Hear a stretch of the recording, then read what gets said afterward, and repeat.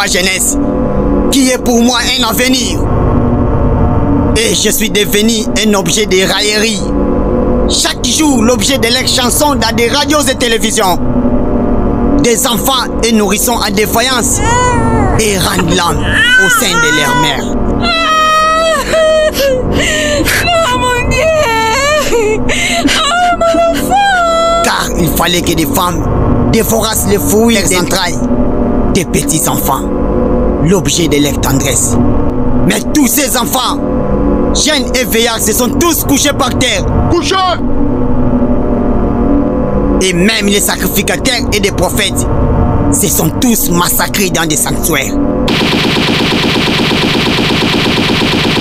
Ils ont tué sa miséricorde.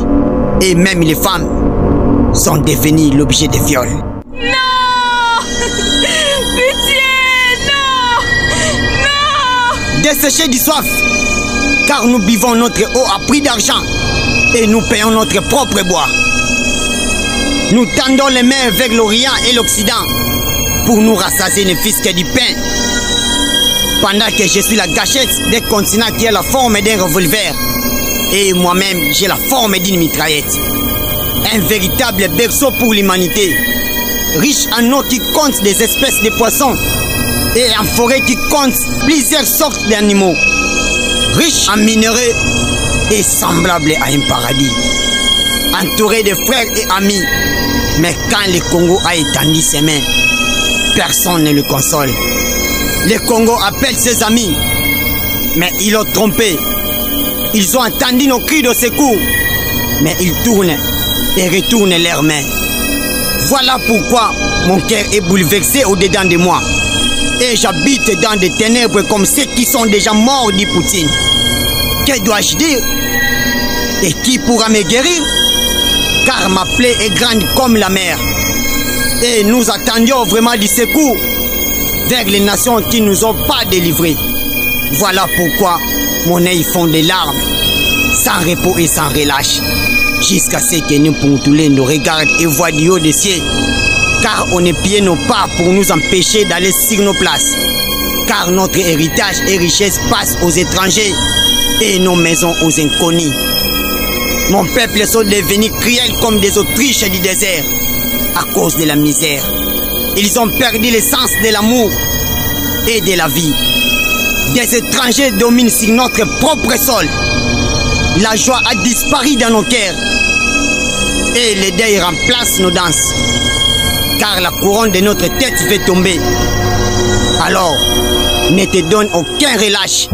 Lève-toi et lève tes mains vers tes ennemis afin de sauver la vie de tes enfants qui meurent chaque jour à l'est du pays. Reviens-toi et donne-toi encore des jours comme d'autres fois. Sachez-le que votre fin est en approche et nos jours sont accomplis. Réjouis-toi, tressaille d'allégresse, habitant du pays de Kimpavita, Kimbangu, Lumumba, Mobutu, Mouzé Kabila, Kabila Kabange et de Félix Antoine Tshisekedi Tshilombo. Car ton iniquité est expiée et ils ne t'enverront plus. J'ai dit et je vous remercie.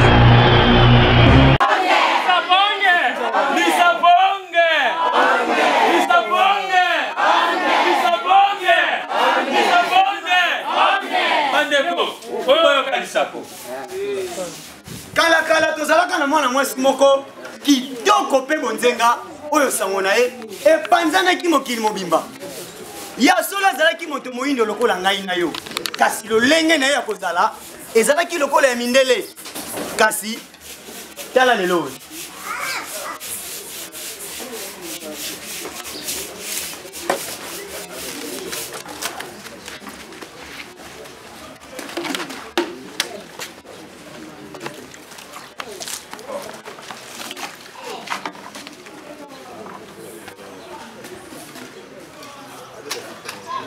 Maya kobebisa ye mpe kosala nyonso oyo bango balingaki kaka bango bato bavandaka na ye babosanaki ye bayebaki ye lisusu te bongo bakomaki komituna moko mpe mosusu ezali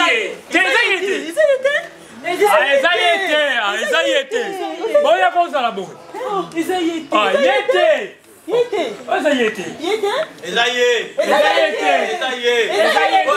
malamu eza ye. Ye yo. Oh.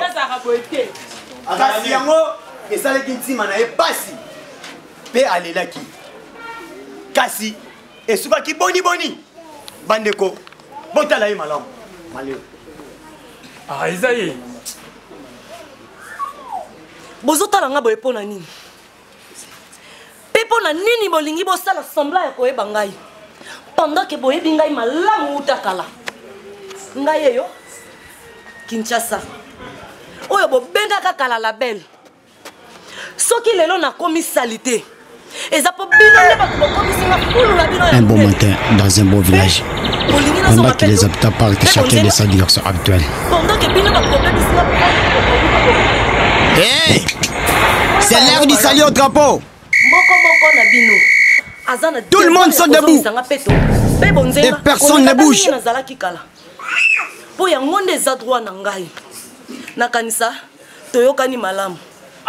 Qui fianto.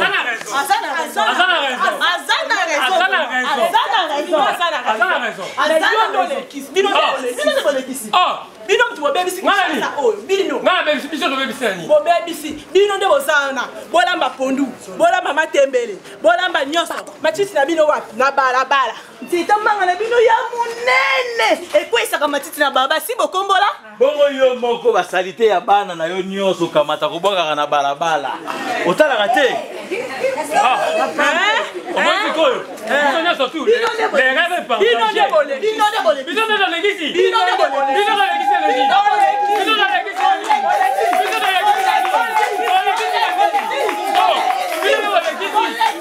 babebisi kisasa ezali bino bamama basalite na bino na ya bana na ya mibali na bino na ya bandako na bino na balabala ye bino nde bolekisi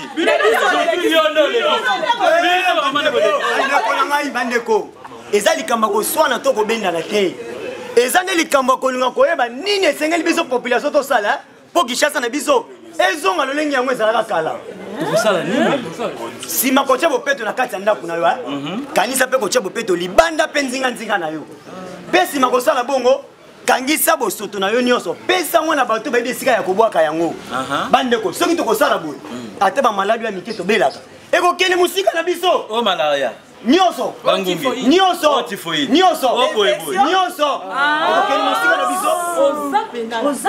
sima ya koyoka kolela ya Kinshasa mpe tolia ndeko mobali tala bandeko nyonso bamipesaki na mosala ya bopeto bakangisaki salite nyonso ezalaki na ndako mpe libanda na bango mpe bakendaki kobwaka yango mosika na bango na yango na maladi mpe mitungisi nyonso ekendaki nango mosika soki tokosala boye Kinshasa na biso ekozonga na elengo yango ezalaki kala na kanza toyokani malamu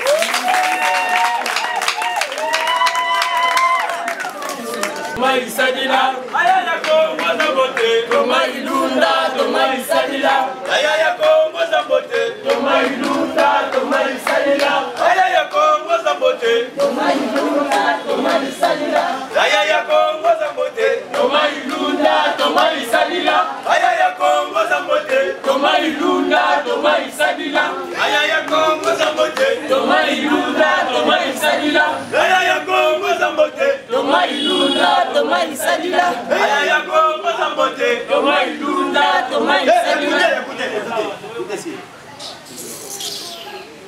Ayaya Kongo Zambote, Tomai Lunda, Tomai Sadila. Ayaya Kongo Zambote. Non, il s'agit d'une très belle histoire. Quelle histoire? L'histoire de Chilombo Wabetu. Chilombo Wabetu. Oui, le père de chez nous. L'homme à la tête d'or, aux dents de diamants. Comme moi. Comme fiant. Son cou est couvert de cuivre, en peau de caoutchouc, et le mercure en est son sang. Aux jambes d'ivoire. Comme ma femme.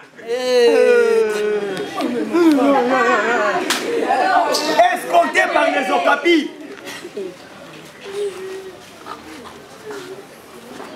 Juste pour aller visiter les gorilles dans les beaux parcs. Et après avoir été baigné sur le fleuve Majesté, il vient s'asseoir sur la peau de léopard et se vêtit de celle de lion. Maintenant la question est posée. Qui peut chanter ou danser pour son honneur? Moi, je vais chanter. Moi, je vais danser. Et nous, nous allons danser. Oui. Kamulangu, Chilombo wa betu, Kamulangu, Chilombo wa betu,